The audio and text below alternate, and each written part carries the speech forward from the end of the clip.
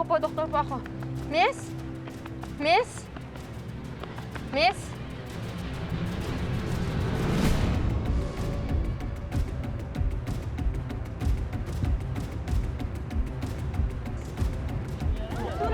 Ma, ano nangyari? Unconscious siya, pero kailangan na natin siya i-check up. Pwedeng bumaba yung blood sugar niya or tumaas yung BP niya. Or even worse than that, kaya kailangan na natin siya maipasok. Doktor po ako, I'm Dr. Zoe Tanyag. Buti Dok, andito po kayo.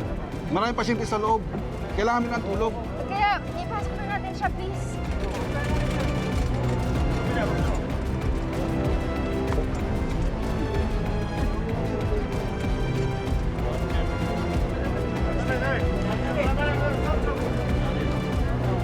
Sige po, ako, doktor po ako.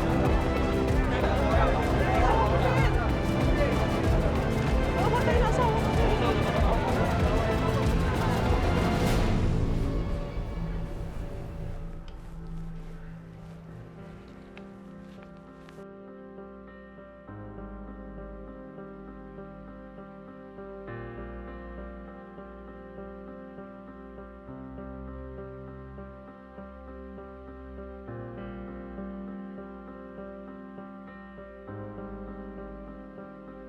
Ma'am, dehydrated po kayo, so i-rehydrate po muna namin kayo ng swero, ha? Dito po muna kayo. Dok, Ano Dok, meron? nahihilo daw po, Dok. Sige, dito muna siya. So, Dok, Dok. Ma'am, sandali lang po, ah. Sakit po yung tiyan ninyo? O sige, Lisa, wheelchair! Anong nangyari? Ma'am, nakapagsalita po ba kayo? Conscious po kayo? Sige, pakuha na lang ng BP din. Sige, for observation muna. ID na lang po, sir. Boss, doktor po ako. Sige po, Dok. Salamat. Zoe, anak. Excuse me lang. Dad, anong ginagawa mo dito? Delikado dito. You have to go home. Anak, dinalan kita ng gamit kasi alam ko magtatagal ka dito. Nakita na ba kayo ni Annalyn? Alam ko, inabutan daw na siya ng lockdown. Hindi, Dad. Nasa loob sila. Hindi sila pwede lumabas. Dad, you have to go home. Delikado dito. Tay! Tay! Annalyn?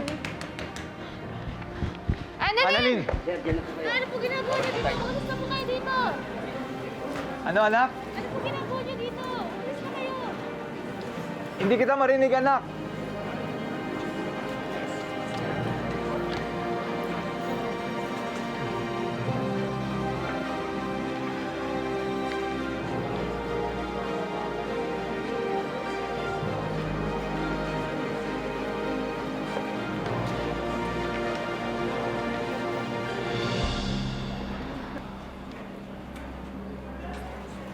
Umalis na po kayo dito. Delikado po dito.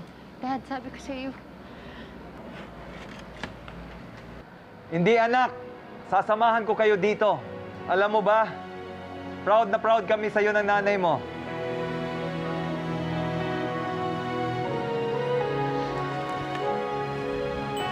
Got you, Tay. I got you, anak.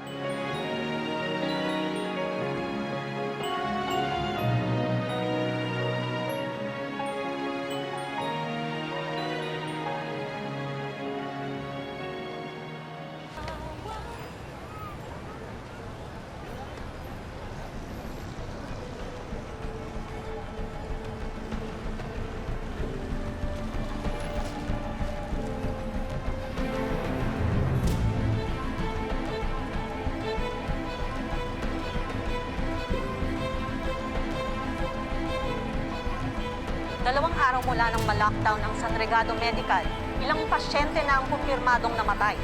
Pero hanggang sa ngayon, hindi pa rin sigurado kung dahil ito sa TSV dahil wala pa ang mga test kits na magkukumpirma nito. Ang tanong, kailan kaya darating ang mga test kits at gamot para sa TSV? Hanggang kailan sasailalim ng lockdown ang San Regado Medical? Ana Ruiz, nag-uulat.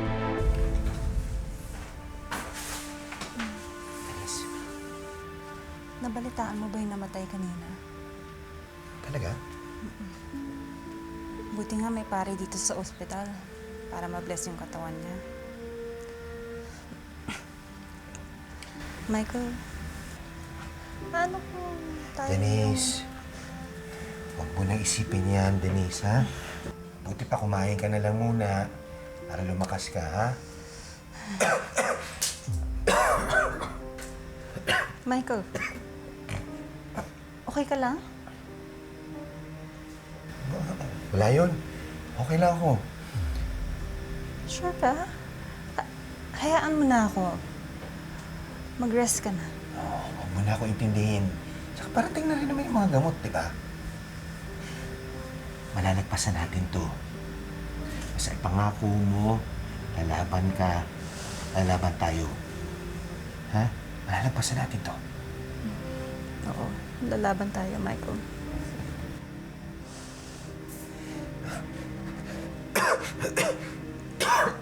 Michael, Wala. Nasamit lang ako. Okay na yan. are Medyo you, na yan. are you sure? Yeah. Kasi kung may dugo na yan, delikado na yan. We need to inform the Wala, doctors. wala. Nasamit lang ako. Sure ka? Don't worry about it. Kukuha na lang muna ako ng ha? Ng bagong kutsara. Baba niyo na rin ako. Iwan ko na muna ito, ha? Sige, sure ka ha? Pakainin pa.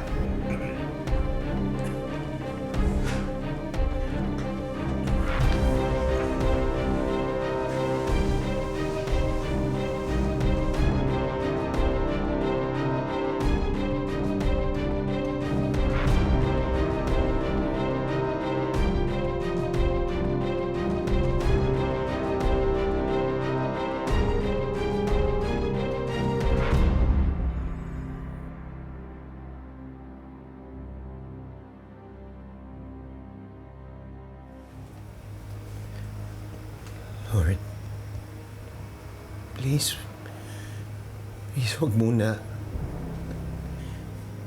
Gusto kong makabawi kay Denise. Gusto kong makasama pa siya ng matagal. Huwag, Lord, nakikiusap ako sa inyo. Marami kayong oras na binigay sa akin na ginuhugol ko sa maling mga desisyon. Bigyan niyo ako ng pagkakataon na maitama ang lahat. Ba't niyo muna ako kunin, Lord? Pakiusap lang. Gusto ko muna makasal sa kanya.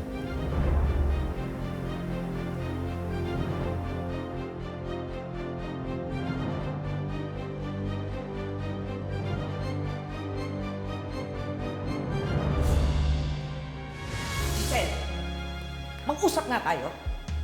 Bakit mo ba pilit ipinadala si Zoe doon sa rotational duty na yun? Pag may nangyari sa anak ko, mananagot ka sa akin. Excuse me, nurse. Can you give her a mask? Kasi baka siya pang magkalat ng virus. Annalyn, Ito, Michael. miss ka ba? Medyo po. Kinulang po kasi kami mga doktor eh. Tapos bigla po kami may pasyente na umuubo po ng dugo. Ano ba ibig sabihin nun? Kapag umuubo na po ng dugo, tapos dumudugo din po yung ilong, ibig sabihin po nun, fatal na po talaga.